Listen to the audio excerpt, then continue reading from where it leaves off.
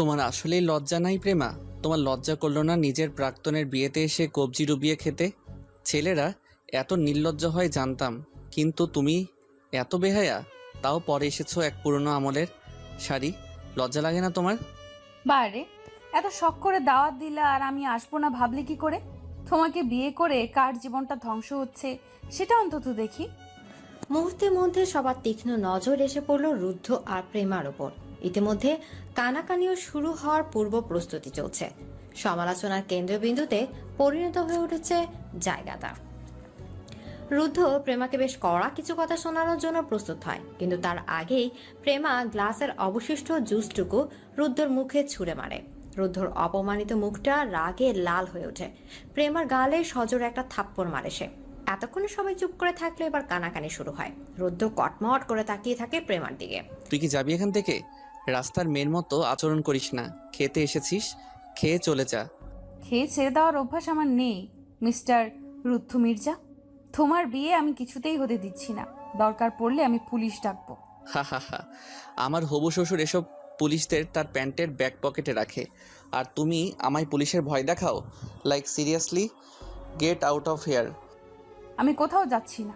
তুমি এই বিয়ে ভাঙবে নাকি আমি আরো সিন ক্রিয়েট করবো? রুদ্ধ কিছু বলতে যাবে তার আগেই রুদ্ধর হবু শ্বশুর আদনান রহমান সেখানে এলেন। বেশ রাগী দৃষ্টিতে আশপাশ পর্যবেক্ষণ করলেন তিনি। অতঃপর বিনয়ের সহিত প্রেমাকে বসতে বললেন। প্রেমা বসল। এই মেয়ে, নাম কি তোমার? প্রেমা। ভয় পেও না, সত্যি বলো। আঙ্কেল, আপনি যার সাথে আপনার মেয়ের বিয়ে ঠিক করেছেন তার সাথে আমার প্রায় 4 বছরের সম্পর্ক। এমনকি ও আমায় কথা দিয়েছিল আমাকে ছাড়া কাউকে বিয়ে করবে না, অথচ এখন আমায় মিথ্যা বলে আপনার মেয়েকে বিয়ে করছে। কারণটা হলো আপনার টাকা। তোমার কাছে কোনো প্রমাণ আছে? আমাদের বেশ কিছু ছবি আছে একসাথে। আজকাল তো কত ছবি মাপ করা যায়, কিভাবে বিশ্বাস করবো তোমায়? আপনি একজন ক্ষমতাশীল নেতা। যদিও আমার আপনার চোখের উপর সন্দেহ নেই, কিন্তু তবুও একজন ভালো মানের যোগ্যতা সম্পন্ন ব্যক্তিকে ডেকে চেক করে নিতে পারেন এটা মর্ফ নাকি আসল। এদিকে আদনান রহমান কিছুটা অপমানিত বোধ করলেন। ছবিগুলো হাতে নিয়ে বিস্ফোরিত চোখে রুদ্ধর দিকে তাকিয়ে আছেন তিনি। রুদ্ধ মাথা নিচু করে দাঁড়িয়ে আছে। আদনান রহমান একবার তাকালেন বধূ বেশে থাকা তার ছোট কন্যা অদ্রিতার দিকে। অদ্রিতার চোখ ছলছল করছে। আদনান রহমানের কপালে ঘাম, চিন্তার ভাঁজ পড়ছে কপালে। আজ বিয়ে না হলে বড়সড় কোনো বিপদ আসন্ন। কি যে করবেন বুঝে উঠতে পারছে না। অদ্রিতার মা মারা যাওয়ার পর থেকেই তিনি সামলেছেন তার 2 মেয়েকে। সব দেখে বিচার করে রুদ্ধকে যোগ্য পাত্র মনে হয়েছিল বলেই বিয়েটা ঠিক করেছিলেন, কিন্তু রুদ্ধ যে এমন বের হবে তা তিনি ঘুণাক্ষরেও টের পাননি। এই মুহূর্তে কপাল চাপড়াতে ইচ্ছে করছে তার। অদ্রিতা মারাত্মক সুন্দরী, একদম নিজের মায়ের মতো, যার কারণে আশেপাশের সকলের নজর সবসময় অদ্রিতার দিকে। বেশ কয়েক মাস ধরেই মেয়েটা অসুস্থ। ডাক্তার দেখিয়ে লাভ হয়নি। এক খ্যাতনামা পিএ বলেছেন অদ্রিতাকে পাওয়ার জন্য কেউ একজন কালো জাদু করেছে, যার দরুন অদ্রিতা বারবার অসুস্থ হয়ে পড়ছে। তিনি আরো বলেছেন আজকে তারিখের মধ্যে অদ্রিতার বিয়ে না হলে অদ্রিতার বড়সড় বিপদ হবে। সব পরিস্থিতি বিবেচনা করে বিয়ের জন্য এত তাড়াহুড়ো। রুদ্ধকে আদনান সাহেব চেনেন এক অনুষ্ঠানের বদলতে। ছেলেটাকে দেখে তার মনে হয়েছিল ভদ্র উচ্চ বংশোদ্ভূত ছেলে, অথচ এত নীচ তার কর্মকাণ্ড। কি সুন্দর একটা মেয়ের কোলে শুয়ে ছবি অবধি তুলিয়ে অন্য একজনের জন্য কবুল বলতে বসেছে। যাই হয়ে যাক, এ ছেলের সাথে তিনি তার মেয়ের বিয়ে দিতে পারেন না। বুকে কোনো কোনো ব্যথা হচ্ছে, চোখ ঝাপসা হয়ে আসছে। এমন সময় আসার শেষ আলোটা উপলব্ধি করতে পারেন তিনি। বড় মেয়ে তন্নি দৌড়ে আসে। বাবা, আমার দেওর আদিল বিয়ে করবে অদিতাকে। তুমি দয়া করে এই ছেলের সাথে বিয়ে দিও না ওকে। আমি জানি তুমি কখনোই চাওনি পরিবারের 2 মেয়েকেই এক বাড়িতে পাঠাতে, কিন্তু এই মুহূর্তেই সেটাই কি ভালো হবে না? তুই ঠিক বলছিস মা, আমি এই রুদ্রর সাথে আমার কলিজার টুকরো বিয়ে দিতে পারি না। তুই আদিলকে ডাক, এখানেই বিয়ে হবে ওদের। রুদ্র, তুমি কি তোমার পরিবার নিয়ে সসম্মানে যাবে, নাকি তোমারও নিজের হবু বউয়ের বিয়ে দেখার শখ আছে? তোমাকে যে আমি এমনি এমনি ছেড়ে দিচ্ছি তা কিন্তু ভেবো না। তোমার পরিণতি কী হবে তা আমি পরে ভেবে দেখব। রুদ্র তৎক্ষণাৎ বেরিয়ে আসে সেখান থেকে। এতটা অপমান সহ্য করা যায় না। রুদ্ধের পরিবারও বেশ রেগে আছে। সোজা বাড়ির উদ্দেশ্যে রওনা হয় তারা। বিয়েটা মেয়ের বাড়িতে ঠিক করা হয়েছিল। নিজের বাড়িতে হলে হয়তো পাড়ার প্রতিবেশী যারা বিয়েতে আসেনি তাদের সামনেও নাক কাটা যেত, বিয়ে বাড়িতে সকলের মুখ একটু আগেও গম্ভীর ছিল, তবে এখন যেন সব স্বাভাবিক। সবার হাসি মুখের ভিড়ে একজনের ঠোঁটে দেখা যাচ্ছে শয়তানের হাসি। এত জাঁকজমকের মাঝে খুব সাধারণ সেই তীক্ষ্ণ হাসিটা কারণ নজরের কেন্দ্রবিন্দুতে পরিণত হওয়ার কথা না, হচ্ছেও না। খুব সুন্দরভাবে বিয়ে সম্পন্ন হয়। আদনান রহমান খুশিতে কাঁদছেন। তার ছোট্ট পরীটা আজ অন্য কারো ঘরে চলে যাবে ভাবতেই বিষণ্ণতা তাকে ঘিরে ধরেছে। মেয়ের মুখটা বারবার দেখছেন তিনি। সেই ছোট্ট মেয়েটা আজ কত বড় হয়ে গেছে। সবার অলক্ষ্যে চোখের জল ফেলেন তিনি। কিরে কোনটা খাবি, স্প্রাইট নাকি স্পিড? থাম, বিরিয়ানিটা তো শেষ করতে দে। তুই কি রে, বিয়ে বাড়িতে এত খেলি, এখানে এসে 3 প্লেট বিরিয়ানি খেলি, তাও তোর পেট ভরছে না? দেখতে তো ঝাঁটার কাঠি, অথচ খাস হাতির মতো। নজর দিবি না শালা, তোর বিয়ে ভাঙার জন্য কত পরিশ্রম করলাম, আর তুই আমারে সামান্য 3 প্লেট বিরিয়ানি খাওয়া তো কিপটামি দেখাচ্ছিস। আন্টি দেখো তোমার ছেলে কিপটা। হেসে ওঠেন রুদ্ধর মা। পাশে রুদ্ধর বাবা রাজীব চৌধুরীর বিরিয়ানির স্বাদ নিতে ব্যস্ত।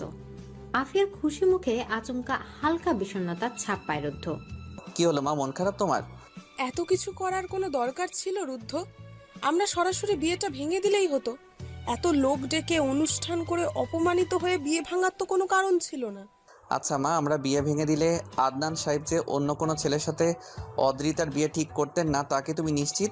এই আদনান, রহমানের মাথায় সমস্যা আছে বুঝছিস? নিজের মেয়ের মনের কথাও বোঝেনি। আর মেয়েটাই বা কি, একবার নিজের বাবাকে বলে তো দেখবে নিজের পছন্দের কথা। তা না করে তোকে হাতে আনলো, আর তুইও আমার সরল সোজা বাচ্চা রাজি হয়ে গেলি ওদের দুজনের বিয়ের ব্যবস্থা করে দিতে। এই মুহূর্তে প্রমা বেশ রেগে গেল। মেকি রাগ দেখিয়ে বলল, বারে, আর আমি যে তোমার সরল সোজা ছেলের জন্য লন্ডন থেকে ছুটে এলাম সেটা বুঝি কিছু না আন্টি? রুদ্ধ জোরে হেসে ওঠে। প্রেমা আনমনে রুদ্ধের হাসিটা খেয়াল করে। বুকে একটা ক্ষীণ ব্যথা অনুভব করছে সে। দীর্ঘশ্বাস ফেলে ব্যথা কমানোর চেষ্টা করে। অতঃপর বিরিয়ানি খেতে খেতে কথা বলতে শুরু করে। তা আন্টি, তোমার ছেলের যে মানহানিটা হলো, এখন ওকে কেউ বিয়ে করবে? কেউ না করলে তুই আছিস না? হ, আমার ঠেকা। তোরে জিগাইছি আমি, আন্টির জিগাইছি, তুই চুপ থাকবি। শয়তান বাদর একটা। রুদ্ধ হাসতে হাসতে গড়াগড়ি খায়। আচমকা ফোনে ভাইব্রেশন কিছুটা চমকে ফোন হাতে নিল সে। স্ক্রিনে জলজল করতে থাকা নম্বরটা দেখে নিমিষে ঘাম ছুটে যায় তার। ঢোক গিলে ফোনটা রিসিভ করে সে। তুমি? আমি ভাবলাম তোমার জল্লাদ বাবা বোধহয় কল করেছে, তা বাসর ঘরে বসে হঠাৎ আমায় কল। একটা ধন্যবাদ তোমার প্রাপ্য রুদ্ধ, তাই কল দিলাম। আমার ফোন ফেলে ভুল করে বাবারটা নিয়ে এসেছি, তাই এটা থেকেই কল দিলাম। বেশ, ধন্যবাদ দেওয়া শেষ, এখন আদিলের কাছে যাও, না হলে বেচারা আমাকে অভিশাপ দিবে এখন। অদ্রিতা হেসে কলটা কাটে। প্রেমা সরু দৃষ্টিতে তাকিয়ে আছে। রুদ্ধ কথা শেষ করা মাত্র সে আবার খেতে ব্যস্ত হয়ে পড়ে। এখন 4 নম্বর প্লেট চলে তার। রুদ্ধ হা হয়ে দেখছে। আর কত খাবি আহাতি? চুপ কর শালা সজারু, আমার কে খাওয়া নিয়ে খোটা দিবি না। তোর চেয়ে 20 কেজি কম আমার ওজন। তুই যে এত খাস, মোটা হস না কেন? খাবারগুলো যাই কই, তোর বাবার লকারে? এই তুই যা তো যা, আমাকে শান্তিতে খেতে দে। আরে বের হবো তোকে নিয়ে, তাড়াতাড়ি খাওয়া শেষ কর। কই যাবি তাও এই মাঝরাতে? তনয়া, শুভ্র, রেহান সবাই অপেক্ষা করছে। কি আমি এসেছি ওরা জেনেও গেছে? তোর পেটে একটা কথা থাকে না? বললামই তো মাত্র 7 দিনের জন্য এসেছি। ওদের সাথে দেখা হলে তো 1 মাসেরও দেশে ফিরতে পারতাম না। লন্ডন তোর দেশ হলে এটা কি বিদেশ? ভাব কম খা। তুই আসছিস আর ওরা জানবে না? ভাবলি কেমনে? চল তাড়াতাড়ি, না হলে ওনার লাঠি নিয়ে আমার বাড়ি ভাঙতে আসবে। প্রেমা খাওয়া থামিয়ে উঠে হাত ধুয়ে নেয়। আর মনে হাসে। এখনো কত গভীর তাদের বন্ধুত্ব, যেন চোখ বন্ধ করলে ভার্সিটি লাইফের স্মৃতি ভেসে ওঠে চোখে। শুভ্র এক মনে সুর তুলছে গিটারে। তনয়ের গান আর রেহানের অপ্রয়োজনীয় বাচ্চার বিট দেয়া, এসব দেখে হাসতে হাসতে একদিকে গড়াগড়ি খাচ্ছে প্রেমা। আর রুদ্ধ এলো 48তম জুটি ব্রেকআপ করিয়ে দেয়ার আনন্দ ট্রিট দিতে। প্রেমা রুদ্ধর কাছ থেকে মুখ কুচকায়। দেখিস, এত জুটির অভিশাপ লাগবে তোরে, যে তোর জীবনেও বিয়ে হবে না। না হলো তুই আছিস, তোরে দিয়ে কাপড় ধোয়াই নিব, রান্না করে নিব। হাত পা কি তুই টিপে দিবি নাকি তার জন্য লোক রাখা লাগবে? জলহস্তির বংশধর, দূর হ এখান থেকে। তুই বান্দরের বংশধর। এই তোরা থামবি? বিরক্ত হয়ে চেঁচিয়ে উঠে রেহান। প্রেমা আর রুদ্ধ একে অপরকে ভেঙচি কেটে মুখ ফিরিয়ে নেয়। এটা দেখে বাকিরা হেসে ওঠে। শুভ্র গিটার বাজানো থামিয়ে বলে ওঠে, হ্যাঁ হ্যাঁ, খুব তো রাগ দেখানো হচ্ছে। দেখবো নি কয় ন্যানো সেকেন্ড টেকে এই রাগ। চোখের সামনে একবারই আইসক্রিম রাখলেই যার রাগ ফুস হবে, সে আবার ভেংসিও কাটে। কিরে ইহজগতে আছিস না পরজগতে?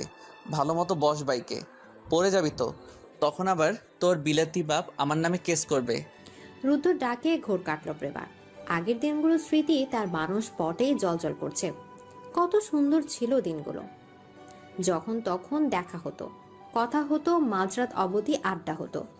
রুদ্র বাইক চালাচ্ছে, পেছনে বসে আগের স্মৃতিগুলো মনে করার চেষ্টায় মত্ত প্রেমা। রুদ্র একাধারে বকবক করে চলেছে। বহুদিন বাদে এমন করে রুদ্রর পেছনে বসে অন্ধকার রাস্তা পার করছে প্রেমা। মনে মনে সে একবার প্রার্থনা করে, এই পথ যেন কখনো শেষ না হয়। শুভ্রর গিটারে সুর উঠেছে। তনয়া গাইছে কফি হাউজে সেই আড্ডাটা। রেহান চায়ের কাপে আড্ডা জমাতে ব্যস্ত। প্রেমার চোখ আনন্দে ছলছল করছে। রুদ্র আড়াল থেকে দেখছে প্রেমার হাসি মাখা মুখ। এই মেয়েটা চিরতরে তার বাঁধনে আবদ্ধ হতে পারত, কিন্তু হলো না। আমরা শুধু শুধু কথাটা খুব সুন্দর, কিন্তু এই সম্পর্কে একপক্ষীয় ভালোবাসা থাকলে অনুভূতিটা হয়ে ওঠে মারাত্মক যন্ত্রণার। রুদ্র প্রেমাকে চিনত স্কুল লাইফ থেকে। ভার্সিটি অবধি তারা শুধু বন্ধুই ছিল। অনুভূতির সূচনা হলো খুব আকস্মিকভাবে, কিন্তু খুব ধীর গতিতে। এক বস্তা সন্ধ্যায় নিয়নবাতির আলোয় প্রেমার হাসিটা আগুনের মতো ঝলসে দিয়েছিল রুদ্রের অন্তরটাকে। অতঃপর প্রেমার চোখে প্রতিটি পলক ফেলাও যেন গুনগুনে রাখত রুদ্র। তনয়, শুভ্র, রেহান বিষয়টা ভালোই আন্দাজ করতে পেরেছিল, কিন্তু প্রেমা বোঝেনি। মেয়েরা নাকি 4 হাত দূর থেকে বুঝতে পারে কে তার সম্পর্কে কি ভাবছে। তাহলে 2 হাতের নাগালে থেকেও কেন প্রেমা বুঝলো না রুদ্ধর অনুভূতিটা? এতটা অপ্রকাশিত ছিল তা, নাকি প্রেমা বুঝতেই চায়নি রুদ্ধকে? রুদ্র, তুই কি এবারও সুযোগটা হারিয়ে ফেলবি? রেহান আস্তে কথা বল, প্রেমা শুনে ফেলবে। ও আচ্ছা, তার মানে এবারও তুই ওকে কিছুই জানাবি না, ইভেন জানতেও দিবি না? আমি চাই না আমাদের বন্ধুত্বটা নষ্ট হোক। প্রেমার আমার প্রতি কোনো ফিলিংস নেই। ফিলিংস নাই দেখাই তো ছুটতে আইছে। তোমার বিয়ের কথা হইসই না? তোমার মেয়া আদাইরা ভয়। যাও, বলা লাগবে না তোমার। কয়েকদিন পর একটা এনআরআই বিয়ে করব, তখন তার বিয়েতে খাবার সার্ভ করো তুমি। রুদ্র ক্ষুব্ধ দৃষ্টিতে তাকায় রেহানের দিকে। অবশ্য রেহান ভুল কিছু বলেনি। বয়স তো থেমে নেই, প্রেমাও বিয়ে করবে একদিন। হয়তো ছেলেটা রুদ্ধ হবে না। আর 7টা দিন, তারপরেই উড়ে যাবে রুদ্ধর পাখিটা। ভাবতেই বুকের মধ্যে ক্ষরণ অনুভব করে রুদ্ধ। এই রুদ্ধ, শোন তো, নেক্সট 7 দিনের জন্য দারুণ কিছু প্ল্যান করতো। চল কোথাও থেকে ট্যুর দিয়ে আসি। তুই দেশে আসছিস 7 দিনের জন্য, 7 দিনের মধ্যে একদিন গেছেই। এখন হঠাৎ কি প্ল্যানিং করব আমি? সুন্দরবন যাই। তারপরে একটা বাঘ এসে তোকে খেয়ে নিক। ফুর ছাতার মাথা, সব সময় আউল ফাউল কথা না বলে তোর হয় না? দেখ, 7টা দিনই তো আছি আমি, তারপর তো চলেই যাব। প্রেমার কথাটা তীরের মতো এসে লাগে রুদ্ধর বুকে। সে কিছু বলে না, কেবল মাথা নেড়ে সম্মতি দেয়। শুভ্র ভ্রমণ বিষয়গুলো নিয়ে অগাধ জ্ঞান। তার বেশ কয়েকদিন ধরেই এক জায়গায় যাওয়ার বেশ ইচ্ছে, কিন্তু এখনো কাউকে বলেনি। কি রে শুভ্র, কি এত ভাবিস? কিছু না রে, একটা জায়গায় যাওয়ার কথা ভাবছি। আজ সবাই বাসায় চল, এসব নিয়ে কাল সকালে দেখি। আচ্ছা ঠিক আছে। শুভ্র কথার জবাব দিয়ে রুদ্ধর দিকে তাকালো প্রেমা। চোখের ইঙ্গিতে স্পষ্ট বুঝে গেল রুদ্ধ বিদায় অনুষ্ঠান শেষ করা প্রেমাকে নিয়ে আবারও ছুটে চলল। প্রেমা মেয়েটা পাগলাতে, এত কিছু খেলো, তাও এখন তার রাস্তার পাশে আইসক্রিম খেতে হবে। রাত 3টায় কোন পাগল তার জন্য আইসক্রিমের স্টল নিয়ে বসে আছে আল্লাহ মালুম। মিনিট 20 পর এক চৌরাস্তার মোড়ে একটা আইসক্রিমের স্টল দেখতে পেল প্রেমা। সাথে সাথে তার লাফালাফি শুরু। রুদ্র বাধ্য হয়ে বাইক থামিয়ে আইসক্রিম আনতে গেল। রুদ্রর অবাক লাগে প্রেমা তাকে যেভাবে ট্রিট করে। সেভাবে কোনো বন্ধুত্বের মধ্যকার সম্পর্ক হয় না। অনেকটা প্রেমিকার মতোই বিহেভ করে প্রেমা বন্ধুর কাছে। আসলে আনমনে সব ভাবতে ভাবতে রুদ্র দুটো আইসক্রিম নিয়ে সামনে এগোলো। প্রেমা দৌড়ে এসে দুটো আইসক্রিমই রুদ্রর হাত থেকে নিয়ে এক দৌড়ে রাস্তার অপর পাশে। রুদ্র হালকা হেসে ধীরে ধীরে রাস্তা পার হচ্ছে। রাতের নিস্তব্ধ রাস্তা, আচমকা হেডলাইটের আলো এসে চোখে বাঁধে রুদ্র। রাস্তার ওই পাশ থেকে প্রেমার চিৎকার বুঝে ওঠার আগেই চোখ পড়ে বেসামালভাবে দ্রুত গতিতে এগিয়ে আসা ট্রাকের দিকে। ঘটনার আকস্মিকতায় কিংকর্তব্য বিমূঢ় হয়ে পড়ে রুদ্ধ। পা যেন জমে গিয়েছে তার। শেষবার প্রেমার দিকে তাকালে আবিষ্কার করে ছুটতে থাকা এক সুন্দরী রমণীর চিন্তিত আশঙ্কায়িত মুখখানা। প্রেমা হাঁপাচ্ছে। রুদ্রকে ঠিক সময় না সরালে হয়তো কি বিপদ হতো। আর কে, রুদ্রটা কি ছাগল? ট্রাক দেখে সরে না গিয়ে পাগলের মতো দাঁড়িয়েছিল। রুদ্র চুপ করে দাঁড়িয়ে প্রেমাকে দেখছে। এই দুর্ঘটনা তার মনে একটু হলেও সাহস দিয়েছে। এবার সে নিজের মনের কথা না জানে কিছুতে প্রেমাকে যেতে দেবে না। বন্ধু তুই কি দিন দিন ছাগল হচ্ছিস? একজনের প্রেমে পাগল হচ্ছি। কি তুই আর প্রেম? সত্যি? না, মিথ্যা। খুব মাথা ধরেছে রে, চল বাড়িতে যাব। আমি কোথায় থাকবো? আমার বাড়িতে? আমি তোর সাথে কেন থাকবো? রুষার ঘর ফাঁকা আছে, ওখানে থাকিস, আমার ঘরে থাকা লাগবে না। ইস, আমি কি সেটা বলছি? চল তো চল। গুরু, কাজ তো হলো না, অন্য কোনো মেয়েকে বলে দিলে কাজটা হবে না? আমি যখন বলেছি ওই মেয়েকে লাগবে তখন ওই মেয়েকেই লাগবে। তোমরা যেভাবে পারো ওই মেয়েকে নিয়ে এসো, নাহলে অশুভ শক্তিকে তুষ্ট করা যাবে না। আর ওর বন্ধুকে মারতে পারোনি, তাই না? না গুরু। ওর উপর নজর রাখো।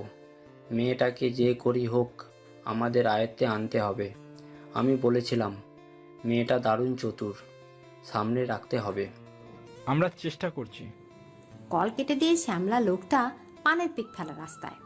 এই মেয়ের পিছু নিতেই হবে। পাশে বসে থাকা ট্রাক ড্রাইভারকে টাকা দিয়ে নেমে পড়া লোকটা একটু দূরত্ব বজায় রেখে নিজে স্কুটার করে রুদ্ধ আর প্রেমার পিছু নিতে থাকে। রুদ্ধ আর প্রেমা একটা বাসার সামনে এসে নামতে লোকটা একটু দূরত্বে স্কুটার থামায়। দুজনের ভেতরে প্রবেশ করলে লোকটা আবারও তার গুরুকে কল দিল। গুরু, ছেলে মেয়ে তো এক বাড়িতে এসে উঠেছে। কলিযুগ, ঘোর কলিযুগ। উভয়ে যেন আমাদের কার্যের পূর্বে কোনো আপদ না ঘটাতে পারে সেদিকে নজর রাখ। কোনো অলৌকিক কার্য দেখা মাত্রই মেয়েটাকে টেনে হিচড়ে বাইরে আনবি। কেউ আটকালে তাকে কার্যক্রম অবশ্যই বর্ণনা করে সর্বসম্মুখেই চুনকালি মাখিয়ে ওদের মুখে কোনো রকমেই যেন বেঁচে পালাতে না পারে। আচ্ছা গুরু, আমি নজর রাখছি। আমি ধ্যানে বসবো। এখন আর আমাকে পাবি না। তথস্তকে যোগাযন্ত্রটা দিয়ে যাচ্ছি। কোনো দরকারি পরিবা মাত্রই ব্যাকুল হয়ে যেন যোগাযোগের চেষ্টা করিস না। মাথা ঠান্ডা রেখে আগের পরিস্থিতির সামলানোর চেষ্টা করবি। জি, আচ্ছা গুরু। শ্যামলা লোকটা কল কেটে পকেটে পড়ে থাকা দূরবীন দিয়ে রুদ্ধপ্রেমার বাড়ির দিকে নজর রাখতে শুরু করলো। রুষার বিছানায় মাত্রই বসেছে প্রেমা। ঘর বেশ কিছু সময় বন্ধ থাকায় একটা দমবন্ধ আবহাওয়া বিরাজ করছে। 2 সপ্তাহ ধরে রুষা ক্যাম্পে। ঘরে জানালা খুলে দিল প্রেমা। বাইরে থেকে আসা দমকা হাওয়ায় প্রেমার এলোমেলো চুলগুলো কপাল ছুঁয়ে যাচ্ছে বারবার। রুদ্ধ দরজায় এসেও থেমে যায়। প্রেমা জানালার ধারে হেলান দিয়ে দাঁড়িয়ে। এলোমেলো চুলগুলো উঠছে। কোনো সিনেমার শুটিং থেকে কম সুন্দর নয় দৃশ্যটা। প্রেমে পড়া পরবর্তী মুহূর্তগুলো বুঝি এতটাই সুন্দর হয়। দৃশ্যগুলো ক্যামেরায় ধারণ করতে পারলে দারুণ হতো। কিরে, দরজায় দাঁড়িয়ে কি ভাবছিস? আর এত রাতে এই ঘরে আসলি যে? রুমের সুইচ ঠিক আছে কিনা চেক করতে আসলাম। ঢং করার জায়গা পাও না? যাও যাও, অত খাতির লাগতো না আমার। কয়দিন পর চলে যাচ্ছিস? আগের বার তো না বলে গেছিস। সুযোগ পাইনি খাতির করার, এখন একটু খাতির যত্ন করি। বাবা, এত ভালো হলি কবে? এই শোন না, চল আমরা 7 দিনের একটা অ্যাডভেঞ্চার ট্যুরে যাব, কোনো ভৌতিক বাড়িতে। তোর মাথা খারাপ? তুই জানিস আমি ভূতে ভয় না, মানে আমার ভূত পছন্দ না। তোর কি ভূতের সাথে বিয়ে দেওয়ার জন্য নিয়ে যাচ্ছি যে ভূত পছন্দ হওয়া লাগবে? শুভ্ররে বলে ভালো একটা স্পট বের কর, আমরা কালই রওনা দেব। আমার কোন পাপে শাস্তি দিতেছিস? আমার ছাইরা দেবা, এসব ভূত প্রেতের বাসবাগান আমি নাই। রুদ্রর কথায় প্রেমা হাসতে হাসতে পড়ে যেতে ধরে। রুদ্র ধরে ফেলে তাকে। প্রেমা হাসছে। রুদ্রের ভূতের ভয় সেই আদিকাল থেকে। এমনিতে রাত বিরাতে বাইরে ঘুরতে তার ভয় লাগে না, কিন্তু ভূতের নাম নিলে তার ঘাম ঝরে যায়। বিষয়টা এমন যে ভূতের নাম নেয়ার আগ অবধি রুদ্র একা একা কবরস্থানে বসে থাকতে পারবে, কিন্তু ভূতের নাম নিলেই শেষ। বাথরুমে যাওয়ার জন্য আন্টিকে লাগবে। এই ভীতু রুদ্রটাকে 2 বছর বড্ড মিস করেছে প্রেমা। হুট করে লন্ডন চলে যাওয়ার সিদ্ধান্তটা এখন ভুল মনে হচ্ছে। সে চাইলে তো থেকে যেতে পারতো এই চিরচেনা শহরে। নিজেকে কেন যেন প্রতারক মনে হয় প্রেমার। খুব সূক্ষ্ম একটা প্রতারণা সে করেছিল নিজের বন্ধুদের সাথে। কাউকে কিছু না জানিয়ে উড়াল দিয়েছিল এক উন্নত শহরে, যার বাতাসে এখন মিশে আছে প্রেমার দীর্ঘশ্বাস। ব্যস্ত যান্ত্রিক সে শহরে আর মন টেকে না প্রেমার। দূরে আজান দিচ্ছে। আজ আর ঘুমানো হলো না প্রেমার। মাথায় এখন ভ্রমণের ভূত ভর করেছে। আর এই ভূতকে ছাড়ানোর উপায় হলো আরেক ভূতের সাথে যত দ্রুত সম্ভব সাক্ষাৎ করা। শুভ্রকে বলে একটা ভূতুরে জায়গায় খুঁজতেই হবে। নিভিউ পাড়ায় যাবি? এইটা কি এই পৃথিবীতেই? বাংলাদেশের মেয়ে হয়ে বাংলাদেশের অলিগলি চিনোস না? লজ্জা লাগা দরকার। লজ্জা লাগতেছে। এখন বল, এটা কই? বাংলাদেশ মিয়ানমার সীমান্তের মধ্যবর্তী এক দুর্গম স্থানে একটি গ্রামের পাশে এই জঙ্গলটি অবস্থিত। তল্লাংমায় শাখা হাফং সুরার গা ঘেঁষা এই জঙ্গলটি বান্দরবন জেলা ও মিয়ানমারের চীন রাজ্য জুড়ে বিস্তৃত। একটা আর্টিকেল সেন্ড করছি মেসেঞ্জারে, পর ওইটা, তাহলেই বুঝতে পারবি। জায়গা তো ইন্টারেস্টিং, কিন্তু ভিতর ডিম কি রাজি হবে? ওরে ম্যানেজ করা তো তোর বাম হাত কা খেল, কেমনি ম্যানেজ করবি কর। আমার একার দায়িত্ব নাকি? তোরা সবাই মিলে কিছু প্ল্যান কর। আরে শোন, তুই গেলে ও এমনিই যাবে, কোনো প্ল্যান লাগবে না। হ্যাঁ, আমি তোর বউ লাগি। কি যে লাগিস তা তো ওই জানে। এই কি বিড়বিড় করতেছিস রে? তুই যা তো, ওরে ম্যানেজ কর, আমি প্যাকিং শুরু করতেছি। প্রেমা কল কেটে সারা ঘরে পায়চারি করতে থাকে। রুদ্ধ একটু আগে ঘরে গিয়ে শুয়ে পড়েছে। মিনিমাম 1 ঘন্টা না ঘুমালে সে সারাদিন ঘেউ ঘেউ করবে, মেজাজ থাকবে তুঙ্গে। এখন কি করবে বুঝে উঠতে পারে না প্রেমা। আচমকা একটা শয়তানে বুদ্ধি খেলে যায় মাথায়। রুদ্ধর ঘুম হলো কুম্ভকর্ণের ঘুম। বাড়িতে এখন আগুন লাগলে ওর ঘুম ভাঙানো যাবে না। রুদ্ধর ঘরে ঢুকে ওর বেশ কয়েকটা কাপড় প্যাক করে প্রেমা। রুদ্ধ বিছানায় মরার মতো ঘুমাচ্ছে। রুদ্ধর বাবা মাকে নিজের প্ল্যান জানাতেই তারা হেসে ওঠে। সব ঠিকঠাক করে শুভ্রকে কল করে গাড়ি নিয়ে রুদ্ধর বাড়িতে আসতে বলে সে। কিরে, রুদ্ধর বাড়িতে ডাকলি, তাও এত সকালে? তনয়া আর রেহানাকে তো প্রায় ঘুম থেকে টেনে তুলে নিয়ে আসলাম। আরেকজনকে তুলতে হবে, ঘুমের ঘোরে আছে। পুরোটা তুলে গাড়ির পেছনে ফেলে আসতে হবে। কারে? রুদ্ধ? ওই 70 কিলোর আলুর বস্তা? আমার কি নিজের হাড়ের উপর মায়া দয়া নাই? তোরে একা তুলতে বলছি, দেখ ওই ঘুমাইছে চাদর আষ্টে পৃষ্ঠে জড়িয়ে। এখন তুই চাদরের এক ধার ধর, আমি আরেক ধার, তারপর এইভাবে এই গাড়িতে নিয়ে জাস্ট বলের মতো ছুঁড়ে মারা। It's two easy. শুভ্র ক্ষতবিক্ষত দৃষ্টিতে প্রেমার দিকে তাকিয়ে আছে। এই আকাম করতে গিয়ে যদি রুদ্র ঘুম ভাঙে তাহলে রুদ্র শুভ্রকে পুঁতে ফেলবে। ঢোক গিলে প্রেমার কথায় সম্মতি দিল সে। ধীরে ধীরে চোখ খুলতে ধাক্কাটা খেল রুদ্ধ। আশেপাশের পরিবেশটা বুঝতে বেশ খানিক সময় লাগলো। সে তো নিজের বাড়িতে ছিল, এখন গাড়িতে কি করে, তাও গাড়ির বনেটে? কেউ কি তাকে কিডন্যাপ করে নিয়ে যাচ্ছে? জোরে জোরে চিৎকার শুরু করলো রুদ্ধ। দেখ, ষাঁড়টা চিৎকার শুরু করছে। আহা প্রেমা, ওকে ওখানেই থাকতে দে, পৌঁছানোর আগ অবধি ওকে এখানে আনার কোনো দরকার নেই। পৌঁছাতে তো অনেক সময় লাগবে। শর্টকাট আছে কি জন্য? তাছাড়া সামনের হাইওয়ে পার করলে রাস্তা শুনশান, তখন স্পিডে গাড়ি চালানো যাবে। আচ্ছা, তুই দেখে শুনে গাড়ি চালা, আমি বরং রেহান আর তনয়ের সাথে একটু গল্প করি। ওই দুইটার তো ঘুমই ভাঙেনি ঠিক মতো। আচ্ছা কর। প্রেমা তনয় আর রেহানকে ঘুম থেকে তোলার চেষ্টা করছে, কিন্তু এই দুটা রুদ্রর চেয়েও বড় কুম্ভকর্ণ। শুভ্রর মাথায় আতঙ্ক একটা বিষয় আসে। এই ট্যুরে যদি রুদ্র প্রেমাকে মিলিয়ে দেওয়া যায় তাহলে এর চেয়ে সুন্দর কিছু হতেই পারে না। চট জলদি নড়ে চড়ে বসে প্রেমাকে ডেকে সে। এই প্রেমা শোন, রুদ্ধ তো অনেকক্ষণ ধরে চুপচাপ, টেনশনে সেন্সলেস হয়ে গেল না তো? ওকে বরং গাড়িতে নেই। ও আমাকে খুন করবে, তারপর আমাদের নিফিউ পাড়া যাওয়ার প্ল্যানটা ভেস্তে দিবে। আরে সেরকম কিছুই হবে না, আমি গাড়ি সাইড করে ওকে নিয়ে আসছি, তুই চুপ করে বস এখানে। আচ্ছা ঠিক আছে, কিন্তু ও যদি আমার উপর রাগ দেখায় আমি তোকে ফাঁসিয়ে দেব, বলবো সব তোর প্ল্যান ছিল। যদি রাগ দেখায়? দেখাবে না, চিল। শুভ্র প্রেমাকে সামনের সিটে বসিয়ে রেখে গাড়ির বনেটের দিকে এগোলো। বনেট খুলতেই রুদ্র কিছু না দেখে কিছু না বুঝে ঝাঁপিয়ে পড়ল রুদ্রের উপর। 2-4টে কিল ঘুষি মারার পর শুভ্র চেঁচানোতে থেমে যায় রুদ্র। শালা তুই আমার কিডন্যাপ করেছিস, তোরে কেটা তাবিজ করছে? থাম তো, ভং করিস না, এখান থেকে উঠে ড্রাইভিং সিটে বস যা, তাহলেই সব জানতে পারবি। আর শোন, সুযোগ কিন্তু একবারই আসে, যা বলার বলে ফেলিস। 7টা দিন সময় আছে, সময়কে কাজে লাগাস। রুদ্র ব্যাপাচাকা খাওয়ার মতো একটা ভাব নিয়ে ড্রাইভিং সিটে এসে বসতেই প্রেমা খুবই নিষ্পাপ ভঙ্গিতে তাকালো রুদ্রর দিকে। বাস, রুদ্র রাগ শেষ। উপরে উপরে একটি রাগী ভাব নিয়ে ড্রাইভিং শুরু করলো। গুরুকে বলে দিও চমৎকার হয়েছে, ওরা নির্জন জায়গা দিয়ে ভ্রমণ করছে। তাছাড়া আমাদের গ্রামের দিকেই যাচ্ছে, যখন দেখবো রাস্তা বদল করছে তখনই হামলাটা হবে। ঠিক আছে, মেয়েটার যেন কোনো ক্ষতি না হয়। শ্যামলা লোকটা এখন ইউনিফর্ম পরে আছে, ছাই রঙা একটা ইউনিফর্ম, সবটাই সাজানো যাতে ধরা পড়লে কাটিয়ে নেওয়া যায়। ইউনিফর্মের এক কোণে নেমপ্লেট লেখা ওবায়দুল, পকেটে থেকে এনআইডিতেও এই নামটাই দেয়া, সবটাই নকল। লোকটার আসল নাম রাজন। লোকটা ভালো গতিতে গাড়ি চালাচ্ছে। পেছনের সিটে আরো 2জন লোক বসে আছে। লোক দুটোকে রাজন ঠিক মতো চেনে না, তবে গুরু পাঠিয়েছে তার সুবিধার্থে। রাজনের মনটা বিষণ্ণ, সবকিছু তার ঝামেলা মনে হচ্ছে, কিন্তু করতেই হবে। এই কাজের পেছনে তার স্বার্থ আছে, স্বার্থ ছাড়া তো কেউ কেউ কুকর্মেও জড়ায় না। রাজন দীর্ঘশ্বাস ফেলে।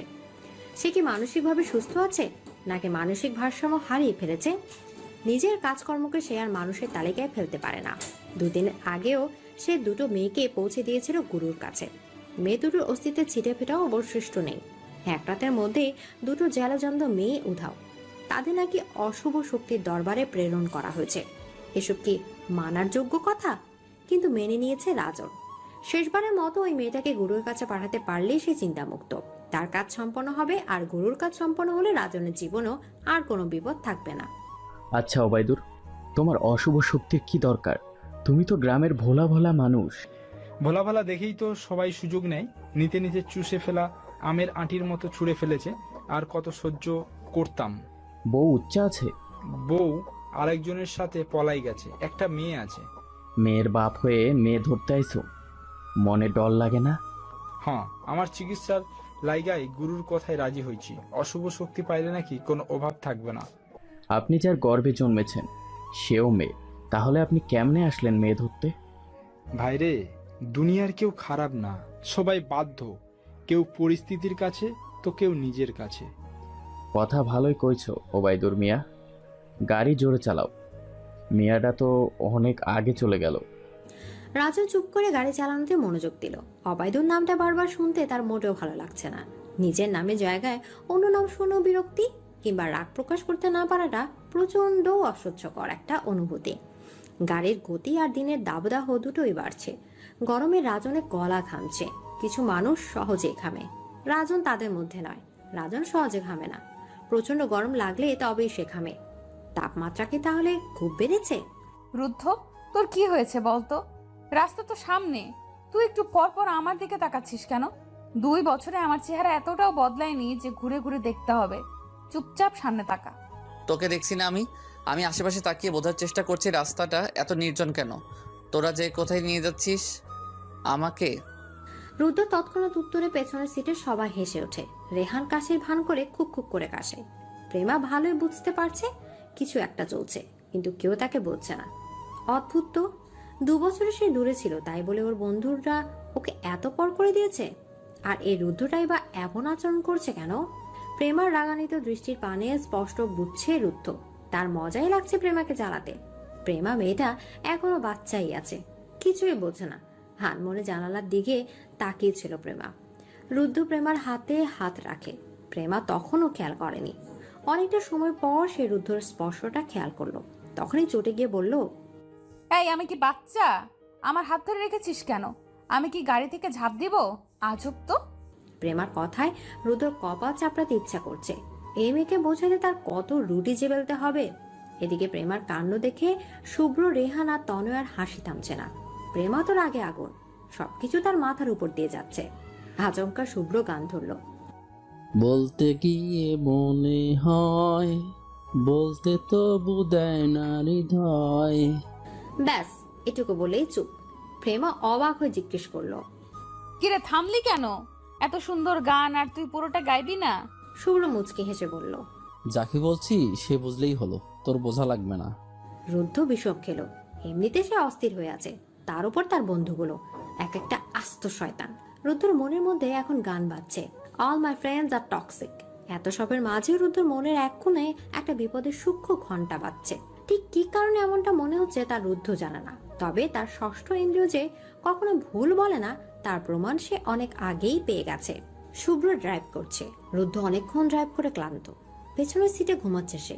এখনো অর্ধেক রাস্তা পার করা বাকি। এত দূরে যাওয়া কি ঠিক হচ্ছে? মাঝে মধ্যে দ্বন্দ্বে পড়ে যাচ্ছে শুভ্র। তনয় আর প্রেমাকে নিয়ে চিন্তা একটু বেশি। তনয়ের মা শুভ্রকে অনেক বেশি ভরসা করেন, নিজের ছেলের মতো যত্ন করেন তাকে। শুভ্র তনাকে নিজের আপন বোনের মতো দেখে, তাই তনয় আর প্রেমার সাবধানতাই মুখ্য। প্রেমা এক মনে ফোন স্ক্রল করছে। এত ফোন টিপিস না, 7 দিনের জন্য চার্জ জমায় রাখ। কেন, ওখানে কি চার্জিং পয়েন্ট নাই? ইলেকট্রিসিটি আছে কিনা সন্দেহ, তার চেয়ে বড় কথা নেটওয়ার্কেও পাবি বলে মনে হয় না। সেজন্য ফোনটা 7 দিনের জন্য জীবিত রাখ। দেশে আসার পর থেকে বাবার সাথে কথা হয়নি, একবার কথা বলে নেই। আচ্ছা ঠিক আছে। প্রেমার মা মারা গেছে বছর 3 আগে। মূলত মা মারা যাওয়ার পরপরই তার এই শহরের উপর থেকে মন উঠে যায়। সেজন্য সে পাড়ি জমায় বাবার কাছে, দূর অজানা শহরে। বাবার নম্বরে পরপর 2বার কল করলো প্রেমা। রিং হচ্ছে কিন্তু রিসিভ হলো না। বাধ্য হয়ে ফোন রেখে বসলো সে। অনেকটা সময় ফোনের স্ক্রিনে চোখ রাঙায়, এখন চোখ জ্বালা করছে তার। একটু না ঘুমালে হয়তো চোখ খুলতেই পারবে না। এই শুভ্র, গাড়ি থামা, আমি একটু পেছনের সিটে যাব, খুব ঘুম পাচ্ছে। আচ্ছা যা, রেহানাকে বল সামনে আসতে। আয় রেহান, সামনে আয় তো। শুভ্র গাড়ি থামলো। রেহান বসেছিল একেবারে সাইডে, মাঝখানে তনয়া আর অপর সাইডে রুদ্ধ। রেহান গাড়ি থেকে নামতে তনয়া নেমে পড়ে। তনয়াকে নামতে দেখে অবাক হয় প্রেমা। কি রে, তুই নামলি কেন? অনেকক্ষণ ধরে মাঝখানে বসে আছি, দম বন্ধ হয়ে আছে, আমি একটু জানালার ধারে বসবো।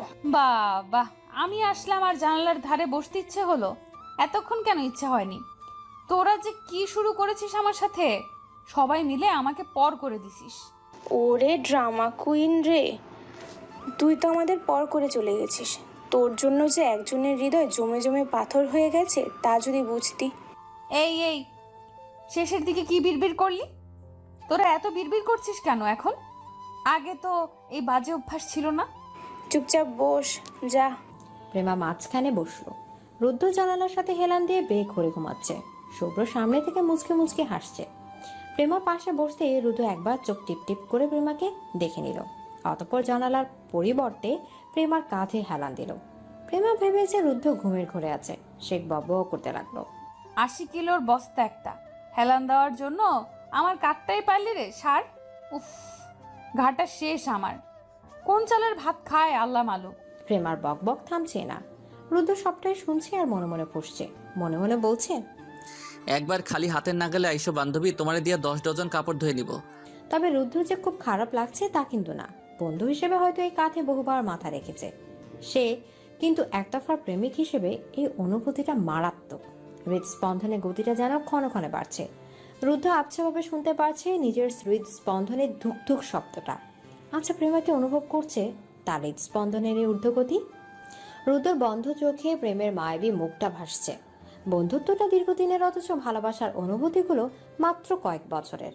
রুদ্ধর ভালোবাসার ভাগ্যটা বড্ড খারাপ। যখনই সে প্রেমাকে একটু একটু করে ভালোবাসতে শুরু করলো, ঠিক সেই সময়টাতেই প্রেমা উড়াল দিল, তাও হঠাৎ করে। প্রেমার চলে যাওয়াটা মেনে নিতে বড্ড সময় লেগেছিল তার, কিন্তু সে কি আদৌ মানতে পেরেছিল? পারেনি। প্রতিক্ষণ প্রতি মুহূর্ত প্রেমার স্মৃতিতে ডুব সাঁতার কেটেছে সে। ভাই ওবাইদুর, অনেকক্ষণ তো ড্রাইভ করলা, এখন আমারে চালাইতে দাও। সামনের হাইওয়েটা পার করেই দিচ্ছি, সম্ভবত আর 2.5-3 ঘন্টার পথ বাকি।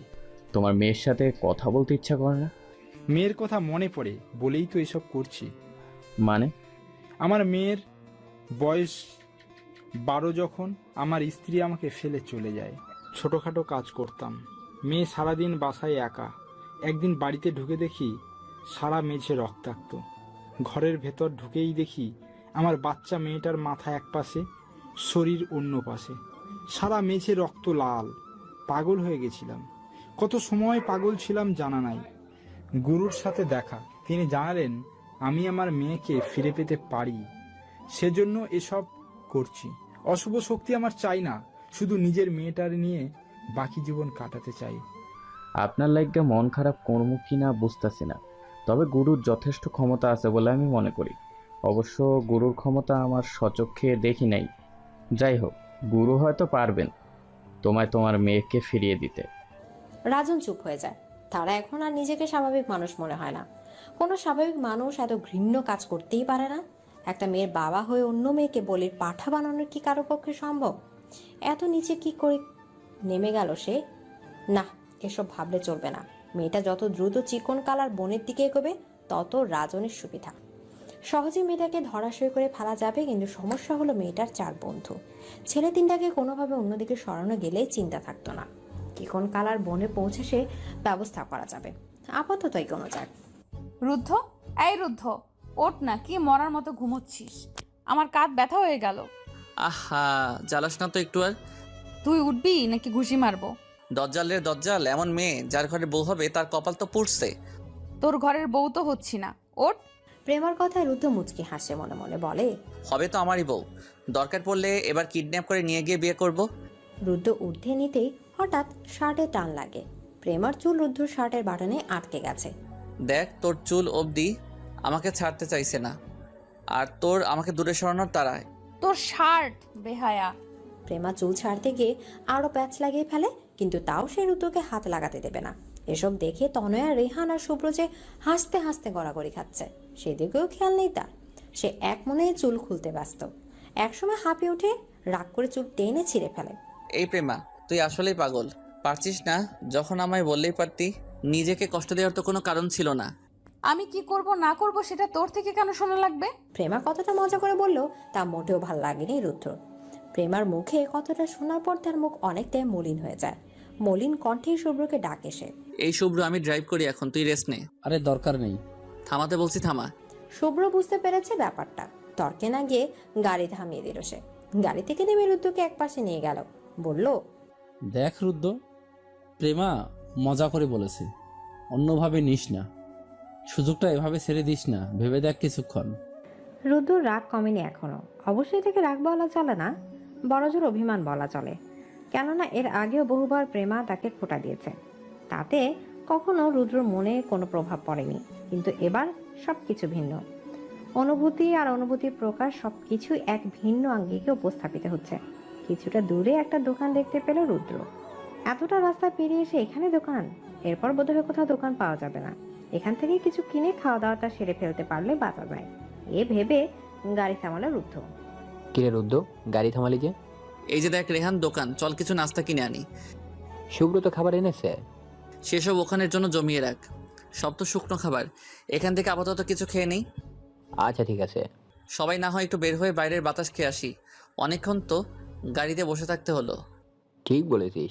রুদ্ধর কথা শুনে সবাই এক এক করে গাড়ি থেকে নামলো। রুদ্ধ প্রেমার থেকে একটু দূরেই থাকছে।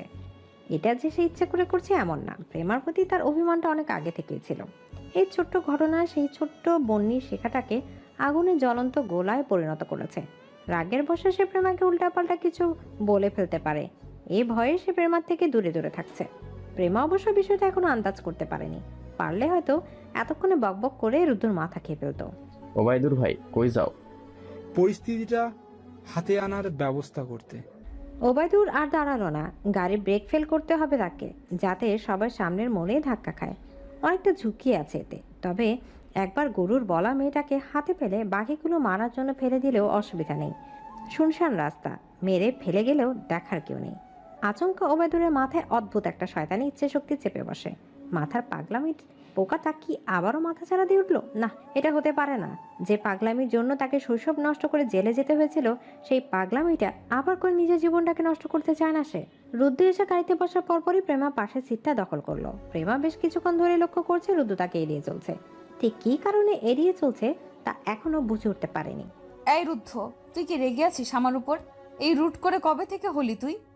আমার রুদ্ধ তো কখনোই এমন ছিল না। তোর রুদ্ধ কবে হলো?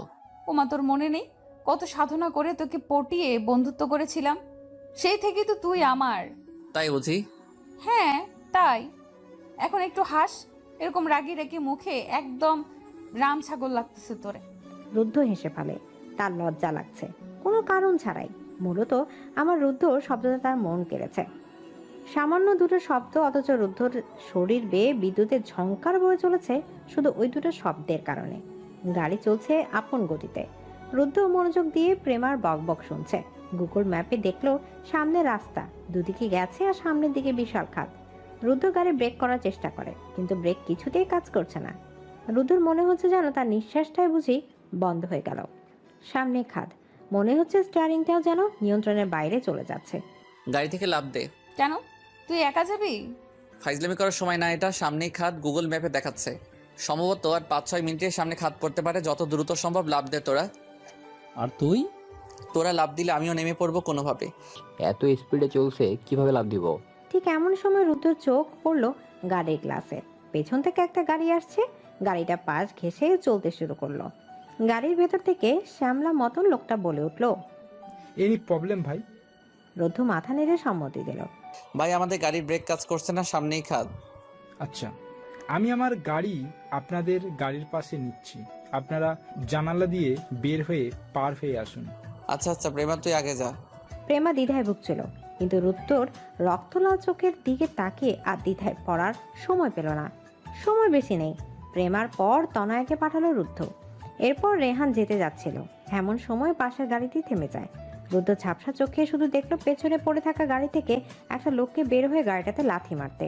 রুদ্র চোখ বন্ধ করে ফেললো। পেছন থেকে প্রেমার চিৎকারটা শোনার পরপরই চোখ ঝাপসা হয়ে গেল। পাপা পানি। পিপাসায় ছটফট করতে করতে ঝাপসা চোখে এলোমেলো পা ফেলছে রুদ্ধ। কপাল ফেটে রক্তে মাখামাখি অবস্থা, চারিদিকে জঙ্গল। ঠিক কিভাবে এখানে এসেছে সেটা জানা নেই। জ্ঞান ফেরার পর হাতের সাথে একটা কাগজ বাঁধা পায়। কাগজে লেখা, let's begin the game in the mysterious forest, either try to find me or you live, both options will make you rich to me. রুদ্রর লেখাটা পড়তে অনেকটা সময় লেগেছে, কেননা চোখের এক পাশ থেকে এখনো রক্ত গড়িয়ে পড়ছে। রুদ্রর এখন সেই শ্যামলা লোকটার উপর সন্দেহ হচ্ছে।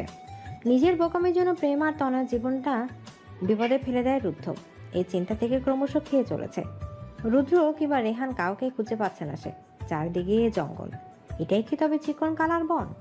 অ্যাক্সিডেন্ট তো অনেকটা দূরে হয়েছিল, তাহলে এখানে কি করে এলো সে? রুদ্র চোখ বন্ধ করে মনে করার চেষ্টা করে শেষ মুহূর্তে কি হয়েছিল। কোনোভাবে স্টিয়ারিংটা বামে ঘুরিয়েছিল রুদ্ধ, ফলে গাড়িটা খাতে না পড়ে গাছের সাথে ধাক্কা লাগে। কিন্তু সেই ধাক্কাটাও খুব একটা হালকা ছিল না। স্টিয়ারিংয়ের মাথা রাগে রুদ্ধ আর শুভ্র, রেহান দুজন দুদিকে ছিটকে পড়ে। রুদ্রর কিছুই ভালোভাবে খেয়াল নেই, কোথায় আছে সে তাও জানে না। আর এই চিরকুটটাই বা কে দিল তাকে? তাহলে কি এমনটা হয়েছে যে রুদ্রর অ্যাক্সিডেন্ট হওয়ার পর লোকটা তাকে নিজের গাড়িতে তুলে এখানে এনে ফেলে দিয়েছে? তাহলে শুভ্র আর রেহানেরও তো আশেপাশে থাকার কথা। ওরা কোথায়? রুদ্ধ বার কয়েক চিৎকার করে ওঠে শুভ্র আর রেহানের নাম ধরে। না, শুভ্র আর রেহানের পাত্তা নেই। ওদেরকেও ধরে নিয়ে যায়নি তো লোকটা? রাজনের মাথা ধরেছে। শয়তানের পকেটে এত বছর পর মাথায় চড়ার ফল। রাজন দরিদ্র পরিবারের সন্তান। 10 বছর বয়সে মা বাবাকে হারায়, অতঃপর এতিমখানায় হয় তার একমাত্র স্থান। এতিমখানার জীবনটা তার মনকে ভালো রাখতে পারেনি। সেখান থেকে পালিয়ে এক নারী পাচার দলের সাথে যোগ দেয়। তার দায়িত্ব ছিল মেয়েগুলোর উপর নজর রাখা। নজর রাখার ব্যাপ্তিটা অনেক সময় অনেক দীর্ঘ হতো। দেখা যেত 1-2 মাস মেয়েগুলোর উপর তাকে নজর রাখতে হচ্ছে। ওই সময়টাতে নিজের আনন্দের জন্য সে মাঝে মাঝে বিকৃত মস্তিষ্কের কিছু খেলা উদ্ভাবন করত। মেয়েগুলোর মধ্যে যে কোনো একজনকে টার্গেট করত, তাকে ছেড়ে দেওয়ার লোভ দেখিয়ে জঙ্গলে মাছ বরাবর রেখে আসা হতো। মেয়েটার সুযোগ দিতেও পালানোর, কিন্তু মেয়েটা মূল রাস্তায় আসলেই তাকে ঢলে পড়তে হতো মৃত্যুর মুখে। এই পাচার কাজ হতো চিকন কালার বনে। বনের বাইরে থাকতো 2 জন রক্ষী। মেয়েগুলো পালিয়ে বের হলেই শুট, কোনো কথা নেই। এতগুলো মেয়ের মাঝে 2 জন মরলেও তাদের কিছু যায় আসতো না, বরং একতলায় একজনকে মারলে তাদেরই লাভ। অন্যরা ভয়ে ততষ্ট হয়ে থাকে। কি সুন্দর জীবন ছিল এটা। সব শেষ হয়ে গেল, সব। কোনো এক মহাপুরুষ বলেছেন, পৃথিবীতে যাবতীয় অনিষ্টের পেছনে নারীর হাত থাকতেই আজ কতটা পুনরায় রাজনের মাথায় ঘুরছে। আসলেই নারীর জন্য তার জীবনটা এরকম বদলেছে। পরিবর্তনটা ইতিবাচক না নেতিবাচক আজও বুঝে উঠতে পারেনি, তবে ঘটনাগুলো এখনো চোখের সামনে ভাসে। শুভ্র আর রেহানকে এক হ্যান্ডকাফে আটকানো হয়েছে। দুজনেই আঘাতপ্রাপ্ত, হাত ব্যতীত অপর হাতে হ্যান্ডকাফ। চাইলে ঘাতক তাদেরকে বন্দি করতে পারত, কিন্তু সে সেটা চাচ্ছে না। আশেপাশে তাকিয়ে রুদ্ধর খোঁজার চেষ্টা করছে দুজনেই। সমস্যা হচ্ছে দুজনকে একদিকে যেতে হচ্ছে। সামান্য দূরত্ব রেখেও হাঁটা যাচ্ছে না। রেহানের টলমল অবস্থা, ছেলেটা এমনিতেই একটু দুর্বল, তার উপর আঘাত লেগেছে। রেহানের জন্য একটু পরপর শুভ্রকে বুঝতে হচ্ছে। রেহান ঠিকমতো উঠতেই পারছে না, সব কিছু অন্ধকার দেখছে সে। শুভ্র চারপাশে খুঁজছে। জঙ্গলটা ঠিক কতটা গভীর তা সে জানে না, তবে গুগল থেকে জানা তথ্যের ভিত্তিতে এটা একটা রহস্যময় জঙ্গল। এখান থেকে বের হওয়াটা যে সহজ হবে না তা বেশ ভালোই বুঝতে পারছে শুভ্র। আপাতত রুদ্ধকে খুঁজে পেলে একটা উপকার হবে। ছেলেটা আদৌ সুস্থ আছে তো? শুভ্র একটু এগোতে বেশ কিছু পায়ের ছাপ দেখতে পেল। এসব কোনোভাবেই রুদ্ধের নয় তো? কিংবা সেই লোকটার যে তাদেরকে এখানে এনেছে আর প্রেমা আর তনয়াকে বন্দি করে রেখেছে? রেহান নড়তে পারছে না, এভাবে ওকে সাথে নিয়ে এগোনো সম্ভব না। আশেপাশে ভারী কোনো পাথর খুঁজে সে, খুব বড় না, মাঝারি সাইজের একটা পাথর খুঁজে পায়। রেহান তো পাথর দেখা মাত্র ভ্রু কুঁচকে ফেলে। তুই কি এই পাথর দিয়ে আমার হাত থেতলে দিয়ে আমাকে ফেলে পালাতে যাচ্ছিস? ছাগলের এই পা চলে না তোর, আর মুখ থামে না, ইচ্ছা করতেছে পাথর দিয়ে তোর মুখ থেতলে দেই। চুপ করে বসে থাক, হাত রাখ মাটিতে। না, আমি রাখবো না। ভাই প্লিজ, এই বিপদের সময় ঢং করিস না, আল্লাহর দোহাই লাগে। রেহান হাত রাখলো মাটিতে। শুভ্র বেশ ভালোভাবে পর্যবেক্ষণ করে হ্যান্ডকাপটাতে জোরে সোরে একটা আঘাত করলো। রেহানের চিৎকারে এক মুহূর্তের জন্য ঘাবড়ে গিয়েছিল সে। পর মুহূর্তেই আলহামদুলিল্লাহ বলল। রেহানের হাত ঠিক আছে, হ্যান্ডকাফটাও খুলেছে। রেহানকে একটা গাছের পাশে বসিয়ে পায়ের ছাপ অনুসরণ করতে লাগলো শুভ্র। 8 নম্বর জুতোর ছাপ, এটা রুদ্ধরই। মনে মনে কিছুটা হলেও আশ্বস্ত হলো সে। একবার রুদ্ধকে পেয়ে গেলে সবাই মিলে প্রেমা আর তনয়কে খুঁজে বের করাটা ব্যাপার না। রুদ্ধর প্রচণ্ড মাথা ঘুরছে, কিছুতেই চারপাশ স্পষ্ট দেখতে পারছে না সে। অবশ্য চাইলেই একটু বুঝতে পারে, কিন্তু এই মুহূর্তে প্রত্যেকটা সেকেন্ড তার জন্য দামি। হাতের ঘড়িটাও নেই, সূর্যের আলো জঙ্গলের গাছগুলো আড়াল করে ফেলেছে। সন্ধে নামলে চারপাশটা বিটখুটে অন্ধকার হয়ে যাবে, তখন আর নিজের ছায়ারও সন্ধান পাওয়া যাবে না। রুদ্ধর কেন যেন মনে হচ্ছে সে বারবার ঘুরে ফিরে একই জায়গায় এসে দাঁড়াচ্ছে। অবশ্যই এটা তার ভুল ধারণা, কেননা জঙ্গলের প্রতিটা মোড় একই রকম। রুদ্র ঠিক করলো তার যাওয়ার চিহ্ন রাখবে, যদিও তখন আশেপাশে কোনো চিহ্ন রাখার মতো বস্তু খুঁজে পায়নি। ঝাপসা চোখে বারবার প্রেমার ছবি কল্পনা করছে সে। আফসোস হচ্ছে, কেন সে আগে প্রেমাকে সব বলো না। 2 বছর আগে যে ভুলটা সে করেছিল, সে একই ভুলটা আবারও কি করতে পারলো সে? আগেরবার প্রেমা হারিয়েছিল নিজের ইচ্ছেতে, ফিরেছেও, কিন্তু এবার যদি আর না ফিরে, রুদ্র যদি আর কখনো প্রেমাকে ফিরে না পায়। বুকের ভেতর একরাশ শূন্যতা জমাট বাঁধে রুদ্রর। হিংস্র পশুর চিৎকারের শব্দ শুনতে পাচ্ছে রুদ্র। একবার মনে হচ্ছে চিৎকার সত্যি, একবার মনে হচ্ছে হ্যালোসিনেশন। আশেপাশে সবকিছুই হ্যালোসিনেশন মনে হচ্ছে তার। কপাল থেকে রক্ত পড়া এখনো বন্ধ হয়নি। ঘাস দিয়ে কিছুক্ষণ আটকে ছিল, কিন্তু এখন আবারও রক্ত স্বগতিতে প্রবাহিত হচ্ছে। রুদ্র যত চিন্তা তার বন্ধুদের নিয়ে। তার জীবনের সবচেয়ে বড় ভুল ছিল এখানে আসতে রাজি হওয়া। রাজন গুরুর পাঠানো লোক দুটাকে বেঁধে রেখেছে, রীতিমতো লোকগুলো স্বীকার করে ফেলেছে গুরু আসলে কোনো সাধক নয়, সে একজন ছোটখাটো সন্ত্রাসী। লোকের থেকে টাকা নিয়ে কিডন্যাপ করা, খুন করা এসব তার পেশার অন্তর্ভুক্ত। রাজনের এক মুহূর্তের জন্য নিজেকে চরম বোকা একজন মানুষ মনে হয়। মেয়ের শোকে সে একদম বদ্ধ উন্মাদ হয়ে উঠেছে। এখন তার তীক্ষ্ণ মস্তিষ্কটা সচল হচ্ছে যে মস্তিষ্কে জং ধরে পালিয়েছে রুকমানি। অবশ্য মেয়েটাকে সে বেশি ভালোবেসেছিল। নারী পাচার দলের সাথে দীর্ঘদিন থাকার পর রাজনের মনে হলো তার নিজের একটা দল থাকবে। ওই দল থেকে অব্যাহতি দিয়ে নিজের দল গঠনের চেষ্টা করলো সে, কিন্তু কেউই তার দলে আসতে রাজি নয়। বাধ্য হয়ে একাই কাজ করতে শুরু করলো। মাঝখানে যাওয়ার পর তার বেশ নাম ডাক শুরু হলো চারিদিকে। বেশ কয়েকজন তার দলেও যোগ দিল। আগের নারী পাচার দলটা খেয়েই হারিয়ে ফেললো। সবকিছু ভালোই চলছিল। একদিকে রুকমানি নামের এক মেয়েকে আনা হলো পাচারের জন্য। ভয়াবহ সুন্দরী না হলেও সেই মেয়ের চোখে নির্ঘাত কোনো ভয়ঙ্করী মায়া কিংবা বশীকরণ ক্ষমতা ছিল। তার বলেই রাজনকে বশ করে বিয়ে করে ফেলল সে। রাজনের জীবনে ভালো পরিবর্তন আনার শত চেষ্টা তার। অবশেষে সে রাজনকে শর্ত দিয়ে বসলো, রাজন যেন পুলিশের কাছে ধরা দিয়ে নিজের শাস্তি মেনে নেয়। রাজন তখন রুকমানির প্রেমে মতবারা। সে তাই করলো। দলটা রসাতলে গেল। রাজনের স্বেচ্ছায় ধরা দেওয়ার কারণে স্বাস্থ্য কমিয়ে 4 বছরে আনা হলো। রাজনের জেলে সময় কাটত অপেক্ষার প্রহর গুনতে গুনতে, অথচ তার ঘরে যে ষড়যন্ত্র হচ্ছিল তার বিন্দুর মতো খবর সে রাখেনি। রাজন যে দলে কাজ করতো সেই দলের লিডার রুকমণিকে পাঠিয়েছিল। রাজন টোপটা ভালোই গিলেছিল। রাজনের ব্যবসা বন্ধ হয়ে গেলে সবাই আবার আগের দলে ফেরে। আগের দলটা আবারও সিংহাসনে বসে। রুকমণি যে রাজনকে ভালোবাসতো তাও সত্যি নয়। রাজন 4 বছর পর জেল থেকে বের হয়ে জানতে পারে তার 4 বছরের একটা মেয়ে আছে। কথাটা মিথ্যে। মেয়েটা রাজনের নয়, রুকমানির প্রেমিকের, যার সাথে সে পালিয়েছে নিজের মেয়ের তোয়াক্কা না করে। রাজন জেল থেকে বের হয়ে খুব সাধারণ চাকরিতে ঢোকে যেন মেয়ের জীবন নষ্ট না হয়, কিন্তু অতীতের কুকর্মের ফল তাকে পেতেই হয়েছে। শত শত মেয়ের জীবন নষ্ট করার ফল সে পেয়েছে নিজের মেয়েটাকে হারিয়ে। প্রেমা আর তনয়ার হাত এক দড়ি দিয়ে বাঁধা। দুটো চেয়ারকে এক জায়গায় একসাথে বাঁধা হয়েছে। প্রেমার এখনো জ্ঞান ফেরেনি। ঘুমের ওষুধ দেওয়া হয়েছে দুজনকেই। তনয়া ধীরে ধীরে চোখ খুলে ঝাপসা চোখে দেখতে পায় একটা ঘর, চারপাশে মাটি, অনেকটা সুড়ঙ্গের মতো। তনয়ার সামনে এই দুটো লোক মেঝেতে পড়ে আছে। এই দুটো লোক গাড়িতে ছিল সেই লোকটার সাথে। লোক দুটোর অবস্থা দেখে আঁতকে উঠল তনয়া। মানুষ ভুল করে, রাজনও করেছে, ভুলের মাসুলটাও দিয়েছে সে, কিন্তু এখন তো আর কিছু হারানোর বাকি নেই। সমস্ত মায়া ইতিমধ্যে ত্যাগ করে ফেলেছে। তাহলে কেন পুরনো খেলাটায় ফিরতে পারবে না সে? প্রেমা তনয়া দুজনের মধ্যে যে কোনো একজনকে নিয়ে খেলতে হবে। কাকে বাইরে পাঠাবে বুঝতে পারছে না সে। একটা কাগজে দুজনের নাম লিখে সে অতঃপর কাগজ দুটো মেঝেতে ফেলে। সেখান থেকে যে কোনো একটা কাগজ তুলে হাতে নেয়। কাগজের ভাঁজ খুলতেই জল জল করে ওঠে একটা নাম। রাজনের মুখের হাসি বহমান থাকে। সে যে নামটা চেয়েছিল সেটাই উঠেছে। প্রত্যাশা আর ভাগ্য মিলে গেলে যে অনুভূতি হয় তার মতো সুখের বোধহয় কিছুই হয় না। আর সেই সুখকর মুহূর্তটাই উপভোগ করছে রাজন। প্রেমার মাথা ঘুরছে। তার শরীর ঠিক কতটুকু ড্রাগ ইনজেক্ট করা হয়েছে তা সে জানে না, কিন্তু ড্রাগের মাত্রাটা যে খুব কম নয় তাও স্পষ্ট অনুধাবন করতে পারছে। প্রেমাকে একটা কাজ দেওয়া হয়েছে। সময়ের মধ্যে কাজটা সমাধান করতে না পারলে তনয়কে নিজের জীবন হারাতে হবে। প্রেমা কিছুতেই চায় না সেটা। নিজের জীবনের বিনিময় হলেও সে তার তনয়কে বাঁচাতেই হবে। প্রেমার কাজটা যে খুব সহজ তা কিন্তু নয়। এই জঙ্গলে কোনো এক কোণে একটা স্বর্ণালী বর্ণের ছোটোখাটো নারী মূর্তি লুকিয়ে রেখেছে রাজন। তাকে সেই মূর্তিটা খুঁজে বের করে দিতে হবে।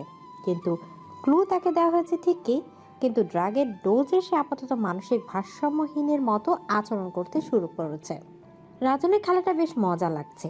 অবশ্য খেলাটা হুট করে মাথায় আসলেও এর পেছনে তার একটি বিস্তর স্বার্থ আছে। পুলিশের কাছে ধরা দেওয়ার আগে রাজন একটা স্মাগলিংয়ের সাথে জড়িত ছিল। প্রায় ডজন খানিক প্রত্নতাত্ত্বিক মূর্তি সে বিদেশে চড়া দামে পাচারও করেছে। শেষ মুহূর্তে এসে এই মূর্তিটা সে এই জঙ্গলে লুকিয়েছিল, যেন ভবিষ্যতে কাজে লাগাতে পারে। প্রেমাকে কাজে লাগিয়ে সে মূর্তিটা হাতাতে চায়। তারপর প্রেমা তনয় দুজনকেই মেরে ফেলবে। গুরু লোকগুলোর মুখ থেকে এখনো পুরো সত্যিটা শোনেনি রাজন। শোনার কি দরকার আছে? গুরু কেন রাজনকেই বোকা বানাতে চেয়েছিল? সে নিজেও তো এই কিডন্যাপিংটা করতে পারত। গোলমালের গন্ধটা রাজন পাচ্ছে ঠিকই, কিন্তু সে মত্ত তার বিকৃত খেলায়, যা তাকে এই মুহূর্তে চরম তৃপ্তি দিচ্ছে। রাজনের হাসিটা তনয়ের একদম পছন্দ হচ্ছে না। তার প্রচণ্ড কান্না পাচ্ছে। শুভ্র তার বাড়িতে বলে এসেছে আগামী 7 দিনের জন্য তারা ঘুরতে যাবে। শুভ্রর কথা বিশ্বাস করেই হয়তো কেউ তাদের খুঁজতে আসছে না, এমনকি যোগাযোগের চেষ্টা করছে না। এই ঘুরতে আসাটাই যে তনয়ের কাল হবে জানলে সে কখনই আসতো না, এমনকি কাউকে আসতেও দিত না। রাজন এখনো হাসছে। লোকটার হাসির মাঝে এক ধরনের পাগলামি লক্ষ্য করছে তনয়া। স্বাভাবিক মানুষ যেভাবে হাসে লোকটা সেভাবে হাসে না। লোকটার হাসি অনেকটা থ্রিলার মুভির ভিলেনগুলার মতো। দীর্ঘশ্বাস ফেলল তনয়া। মনে একটাই প্রশ্ন, প্রেমা কি পারবে লোকটা দেয়া কাজ শেষ করে ফিরতে? রুদ্র পড়ে আছে ঘাসের উপর। অনেকক্ষণ থেকে তার মুখে পানি ছিটাচ্ছে শুভ্র, কিন্তু রুদ্র চোখ খুঁজে না। শুভ্র তাও খুশি এই ভেবে যে অন্তত রুদ্রকে সে খুঁজে পেয়েছে। রুদ্রর পাশে বসে আছে সে। আচমকা তার চোখ পড়লো রুদ্রর ঘাড়ের দিকে। রুদ্রর ঘাড়ে ইঞ্জেকশনের দাগ। রুদ্রকে কি ড্রাগ কিছু দেওয়া হয়েছে? মুহূর্তে আটকে উঠে সে। অ্যাক্সিডেন্ট হওয়ার পর তাদের সাথে কি কি হয়েছিল সব মনে করার চেষ্টা করে। ব্যর্থ চেষ্টা। এক বিন্দুও কিছু মনে করতেই পারে না। শুভ্র নিজের উপর রাগ হচ্ছে। সব দোষ তার। এই অ্যাডভেঞ্চারে আসার কোনো মানেই ছিল না। ইচ্ছে করে বিপদ ডেকে এনেছে সে। বেডটা অ্যাকসেপ্ট না করলেও পারত সে। সোশ্যাল মিডিয়াতে একটা ট্যুর গ্রুপে পরিচিত এবং বেশ অ্যাডভেঞ্চারাস হওয়ার সুবাদে পরিচিত একটা মেয়ে তাকে চ্যালেঞ্জ করেছিল চিকন কালার বনে আসার জন্য। তখনও সেটা নিয়ে এত সিরিয়াসলি ভাবেনি, কিন্তু যখন সবাই মিলে ঘুরতে যাওয়ার প্ল্যান করা হলো তখনই তার মাথায় আসলো জায়গাটার কথা। এখন কেন যেন সবকিছু প্রি প্ল্যান্ড মনে হচ্ছে শুভ্রর। হুট করেই প্রেমার দেশে ফেরার পরপরই এত কিছু ঘটে যাওয়ার কোনোভাবেই কোইন্সিডেন্স হতে পারে না। কেউ জেনে বুঝে সব কিছু প্ল্যান করছে, কিন্তু কেন? আর প্রেমার দেশে ফেরার সাথে এই প্ল্যানের কি যোগসূত্র রয়েছে? সবকিছু কেমন যেন গুলিয়ে যাচ্ছে শুভ্রর। ধীরে ধীরে চোখ খুলছে রুদ্ধ। চোখ খুলতে সামনে শুভ্রকে দেখে খুশিতে চোখ জল করতে লাগলো। ইচ্ছে করলো এখনই শুভ্রকে জড়িয়ে ধরতে, কিন্তু শক্তিটুকু পেল না শরীরে। শুভ্র, তুই রিল্যাক্স হ। তোর শরীরে অনেক আঘাত লেগেছে। কোনোভাবে এখান থেকে বের হয়ে আগে ডাক্তার দেখাতে হবে। প্রেমা আর তনয়াকে ছাড়া আমরা কোনোভাবেই ফিরতে পারবো না। তোর কি মনে হচ্ছে লোকটা ওদেরকেও এই জঙ্গলে রেখেছে? মনে হচ্ছে কারণ লোকটা একটা খেলা খেলতে চাইছে। না, আসলে আমাদের এভাবে এখানে ফেলে রাখতো না। অবশ্যই কিছু একটা চলছে লোকটার মাথায়। আমার মনে হচ্ছে সবকিছু প্রি প্ল্যান্ড। শুভ্র বেডের কথাটা রুদ্ধকে বলল। রুদ্ধ সন্দেহ হচ্ছে, নিশ্চিত কোনো একটা ঝামেলা আছে সবকিছুর মধ্যে। সবকিছু বোঝার আগে প্রেমা আর তনয়াকে খুঁজতে হবে। রেহান কই? ওই নড়তে পারছে না, একটা গাছের নিচে বসায় আসছি। ও ঠিকই আছে, চিন্তা করিস না। কোন দিকে যাওয়া যায় বলতো? আপাতত সোজাই চল। আচ্ছা চল। রুদ্ধ আর শুভ্র সামনের দিকে এগোতে থাকে। প্রেমার হাসি পাচ্ছে। কোন ধরনের ড্রাগ তার রক্তে প্রবাহিত হচ্ছে জানা নাই তার। একটু আগে কান্না পাচ্ছিল, এখন হাসি পাচ্ছে, কখনো বা প্যানিক হচ্ছে। এসব সামলে মূর্তি খোঁজাটা কিভাবে সম্ভব তার পক্ষে? তবুও হাল ছাড়ে না প্রেমা। মনে করার চেষ্টা করে লোকটা কি কি বলেছিল, কিন্তু কিছুই ঠিকঠাক মনে করতে পারে না। শুধু মনে পড়ে মূর্তিটা একটা বড় গাছের নিচে পুঁতে রাখা আছে, আর গাছটার ওপর একটা ত্রিশূলের চিহ্ন এঁকে রেখেছিল সে। এতগুলো গাছের মধ্যে সে গাছ খুঁজতে যাওয়া অনর্থক। তার চেয়ে বড় কথা, লোকটা কত বছর আগে চিহ্ন এঁকেছিল আল্লাহ মালুম। একদিনে কি এই চিহ্নটুকু অবশিষ্ট আছে? একটু হাঁটতে হাঁপিয়ে উঠছে প্রেমা, কিন্তু চিহ্নটাকে তাকে খুঁজতেই হবে। প্রেমা ঠিক বুঝে উঠতে পারছে না কোথায় থাকতে পারে গাছটা। না, এভাবে হাঁটতে পাওয়া যাবে না। কিছু তো বিশেষত্ব আছে গাছটার, যার জন্য লোকটা ওই গাছের নিচেই মূর্তিটা লুকিয়েছিল। আশেপাশে সব গাছই তো একই রকম। একটু একটু করে জঙ্গলের গভীর থেকে বেরিয়ে আসতে শুরু করে প্রেমা। আচমকা খেয়াল করে একটা অবয়বটার দিকে ধীরে ধীরে এগোতে থাকে সে। লোকটা যে গাছে হেলান দিয়েছে সেই গাছটা একেবারে সবুজ আর সজীব, অথচ বনের অন্য গাছগুলো চামড়া অবধি শুকিয়ে এসেছে। নির্ঘাত কোনো একটি রহস্য আছে। প্রেমা ধীর পায়ে এগোচ্ছে। সামনে থাকা লোকটা তার জন্য বিপজ্জনক হতে পারে। আচমকা চোখের সামনে অন্ধকার ছেয়ে আসে প্রেমার। সশব্দে পড়ে যায় শুকনো পাতার উপর। পাতার মর্মর শব্দে আহত শরীর নিয়ে পেছনে তাকাতে প্রেমাকে দেখতে পায় রেহান। প্রেমা তখন বেহুশ অবস্থায় চিৎকার করে শুভ্রকে ডাকে, কিন্তু শুভ্র অবধি রেহানের গলার আওয়াজ পৌঁছায় না। রেহান ওঠার চেষ্টা করে, কিন্তু কিছুতেই উঠতে পারছে না। শেষমেশ শরীরের ওপর সর্বোচ্চ জোর দিয়ে উঠে প্রেমাকে গাছের নিচে শুয়ে দেয় সে। আলতো করে প্রেমার গালে আলতো করে হাত নাড়িয়ে দিয়ে তাকে ডাকতে শুরু করে, কিন্তু প্রেমার চোখ খুলছেই না। রেহান যে একা কিছু করতে পারবে না তা সে নিজেও জানে, তাই প্রেমাকে সাবধানে রেখে সে শুভ্রকে খোঁজা শুরু করে। অনেকক্ষণ ধরেই তো হাঁটছি রে রুদ্ধ, সব কেমন যেন গোলক ধাঁধার মতো। সন্ধ্যা হয়ে আসছে, এখন কি হবে? একটা জিনিস খেয়াল করেছিস? কি? এই জায়গায় পা রাখলে অদ্ভুত একটা শব্দ আছে, যেন নিচে কোনো দরজা আছে। দেখি তো। হ্যাঁ তাই তো। এখন কি করবি? আগেই নিচে নেমে যাবে, এটা কোনো ফাঁদ হতে পারে। আশপাশটা দেখে আসি, চলো। রুদ্ধর কথা মতো শুভ্র যেই না সামনে এগোবে, অমনি একটা জাল এসে তাকে আষ্টে পৃষ্ঠে জড়িয়ে ধরে। ছড়ানোর চেষ্টা করতে রক্তাক্ত হাতে আরো ব্যথা পাশে। রুদ্ধ কিং কর্তব্য বিমূঢ়, এমনটা আশা করেনি সে। কিরে, প্রেমা কোথায়? তুই না বললি প্রেমা এখানে আছে? আরে ছিলই তো, কোথায় চলে গেল? ও অজ্ঞান হয়ে গিয়েছিল, সেজন্য আমি শুয়ে রেখে চলে গেছিলাম তোদের খুঁজতে। এখনো এখানে নেই, অদ্ভুত তো। তুই যেখানে দাঁড়িয়ে আছিস সেখানে মাটি খোঁড়া হয়েছে, তার মানে এখানে কিছু একটা ছিল, আর সেটা নিতেই প্রেমাকে পাঠানো হয়েছিল। প্রেমা কি রেখেছিল তাকে? না, দেখার আগে তো অজ্ঞান হয়ে ঢলে পড়লো। কোনো একটা রহস্য অবশ্যই আছে। ওইদিকে একটা জায়গায় নিচে সুরঙ্গের মতো কিছু একটা আছে, সেদিকে এগোতেই শুভ্রের জালে জড়িয়ে যাওয়া, এখানে প্রেমার আশা, আবার হারিয়ে যাওয়া, কিছু একটা রহস্য আছেই। এসব কিছু ওই লোকটা একা করতে পারবে না। এখানে তো ঠিকঠাক সিগন্যালও পায় না, লোকটা কারোর সাথে কন্ট্যাক্টও করতে পারছে না। একা একা এত কিছু কিভাবে করছে সে? কোথায় সুড়ঙ্গ দেখলি? চল দেখাচ্ছি। আমার মনে হচ্ছে সব রহস্য ওখানেই সমাধান হবে। রুদ্ধ, রেহান আর শুভ্র আবারও এগোয় সুড়ঙ্গের দিকে। এই জঙ্গলের মধ্যে হাতড়ে হাতড়ে সুড়ঙ্গে পৌঁছানো কঠিন, তার উপর সন্ধে হয়ে এসেছে। চারিদিকে সামান্য আলোর রেশ রয়েছে। সুড়ঙ্গ অবধি পৌঁছাতে পৌঁছাতে যদি রাত হয়, তবে সেখানে কি আদৌ তারা কিছু করতে পারবে?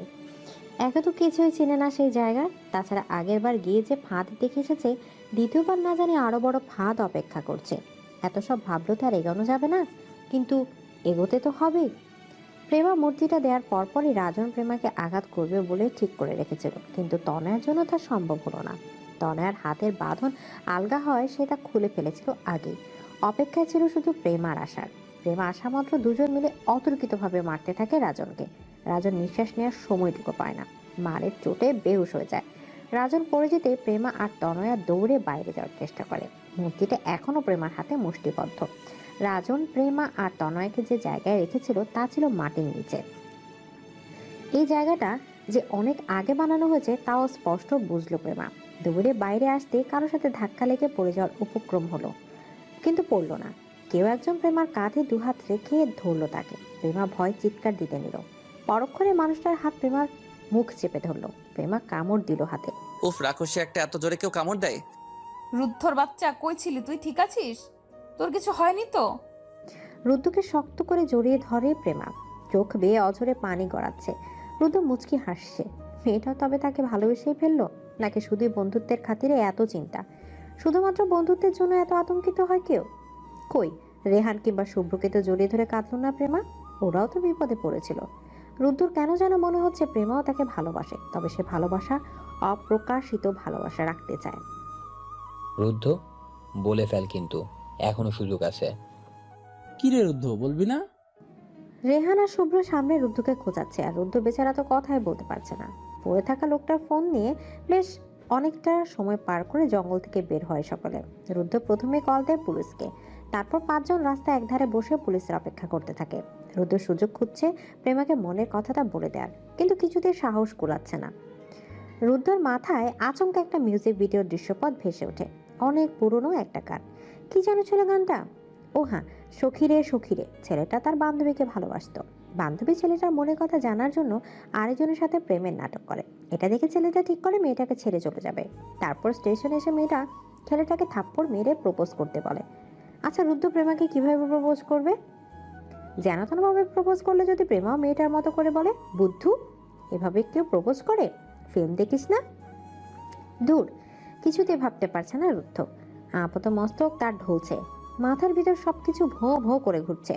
প্রেমার পাশে বসতেও হাত পা কাঁপছে। রুদ্ধর এসব কাণ্ড প্রেমা বাদে কারোরই চোখে এড়োচ্ছে না। শুভ্র তো কিছুক্ষণ পরপরই বিরক্ত হয়ে রুদ্ধর গোষ্ঠী উদ্ধার করছে। রুদ্ধ নিজেও মনে মনে বিরক্ত, সে বিড়বিড় করেই যাচ্ছে। রুদ্ধরে, তুই এত ভীতু কবে থেকে হলি? সামান্য 3টা শব্দ বলে দে প্রেমাকে। আচ্ছা, প্রেমার পায়ে কি হয়েছিল? প্রেমাকে জুতো খুলে মারবে নাকি হাত দিয়ে মারবে? দূরও কিসব ভাবতেছি না, মরে ভূত হওয়ার মতো হাবিজাবি চিন্তা মনে মনে কয়েকবার প্র্যাকটিস করে নেই। আচ্ছা, শুরুটা করবো কিভাবে? প্রেমা, আমি না তোকে খুব ভালোবাসি, এভাবে বলবো? কেমন যেন বেখাপা লাগতেছে। রুদ্ধ বিড়বিড় শেষ হওয়ার আগেই পুলিশ চলে আসলো। রুদ্ধ মনে মনে কটমাট করে উঠল। বাংলাদেশের পুলিশ কবে থেকে এত ফাস্ট হলো?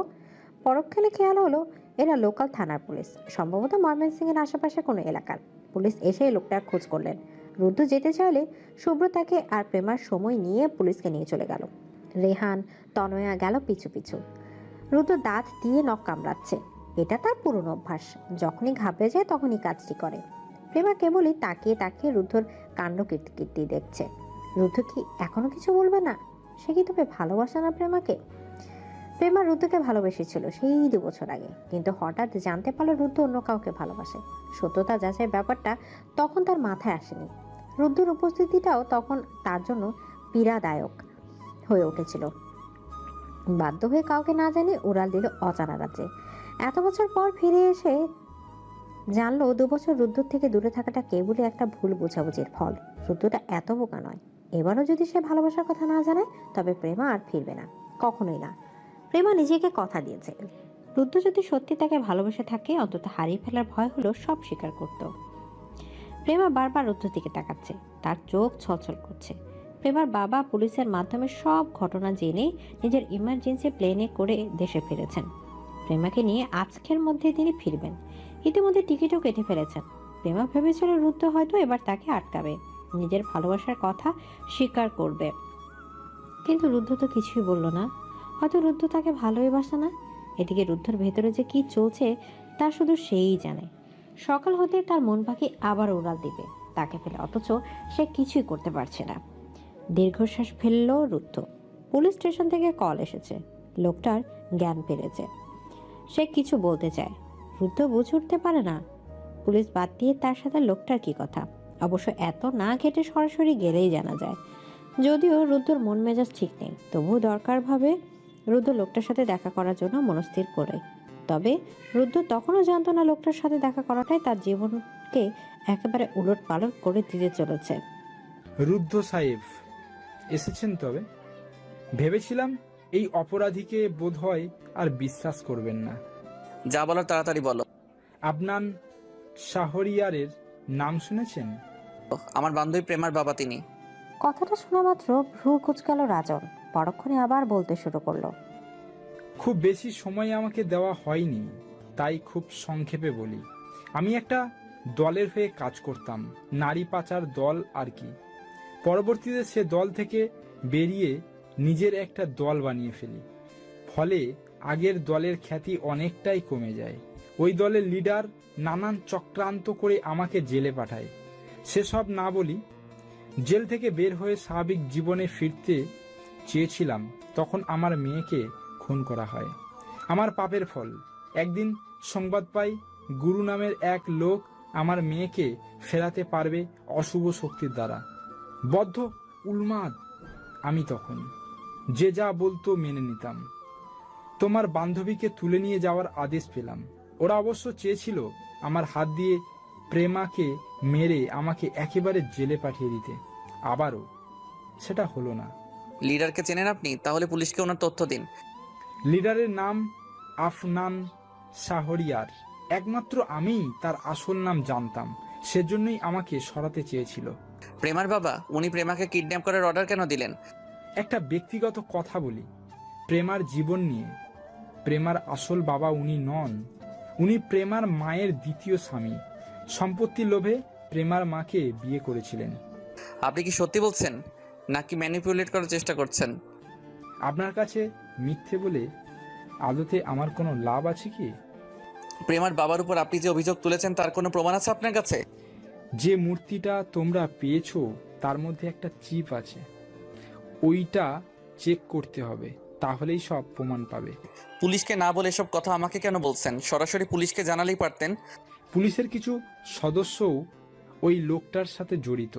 এতটা সময় ওই লোকের গ্যাংয়ে থেকেছি, অনেক কিছুই জানি।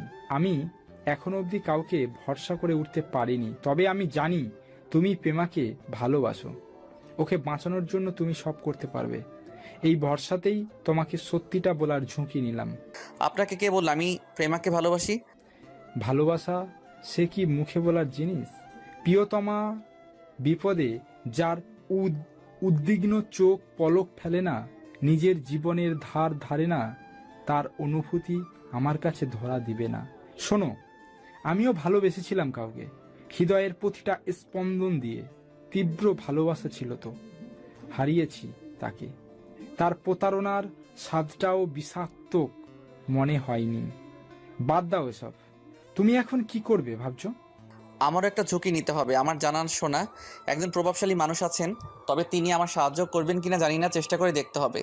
আচ্ছা ঠিক আছে, এখন যাও তুমি। আচ্ছা ওয়েট, পুলিশ যদি ওই লোকটার সাথে মিলেই থাকে তবে আপনার সাথে আমাকে দেখা করতে দিল কেন? তুমি কি ভেবেছো পুলিশ স্টেশন থেকে কল গেছে তোমার কাছে? না, কলটা আমি করেছিলাম একজনকে টাকা দিয়ে। তুমি পুলিশ স্টেশনে এসে দেখা করার কথা বলেছো, তোমাকে ডাকা হয়েছে সেটা বলনি, তাই তারা দেখা করতে গিয়েছে। আপনি কিভাবে বুঝলেন আমি ডাকার কথা বলবো না? রিস্ক নিয়েছিলাম একটু। আচ্ছা, তোমার মনে হয় না আমি খুব খারাপ মানুষ? কয়েক ঘন্টা আগে অবধি মনে হতো, এখন মনে হচ্ছে না। আপনি খারাপের মুখোশ পরা একজন ভদ্রলোক।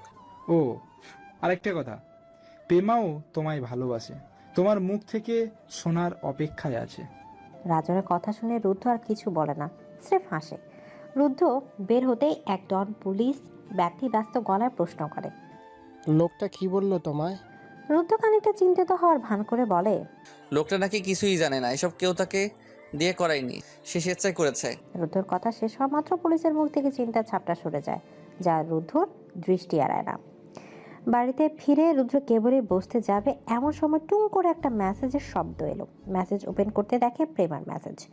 রুদ্ধ, আমি চলে যাচ্ছি। বাবা আর কোনোভাবেই আমাকে এখানে রাখতে চান না। একটা কথা, থাক, দরকার নেই। তোরা ভালো থাকিস, আর শুন, বিয়ে করে নে এবার।